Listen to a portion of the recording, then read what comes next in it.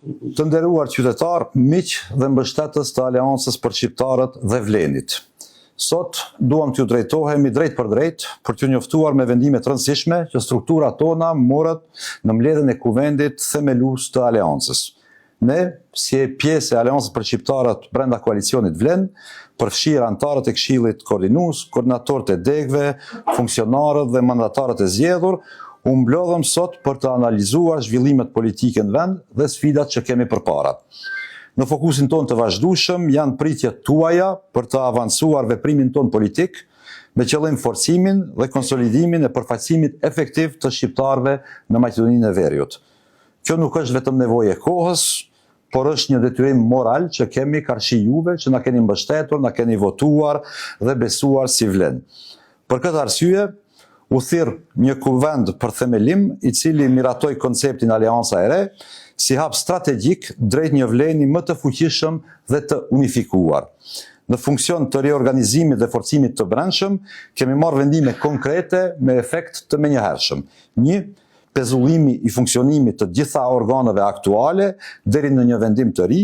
2. Shpallja e një moratoriumi të përkohshëm në të gjitha aktivitetet partijake. Dhe 3. Me shumicë të votave, kuvendi për themelim më autorizoi që të zhvillojë negociatat e mëtejshme në kuadër të lidershipit të Vlenit. Synimi është i qartë, themelimi i Vlenit si parti politike e vetme dhe regjistruar, me shkrirje të partive themeluese dhe në përputhje të plot me parimet e barazisë, konsensualitetit, vlerave dhe orientimeve strategjike që kemi dakorduar bashkërisht deri më sot. Ky proces nuk është fundi i ASH-s son, është hapi i ardhshëm drejt një forme të re të përfaqësimit ton të përbashkët në Vlen.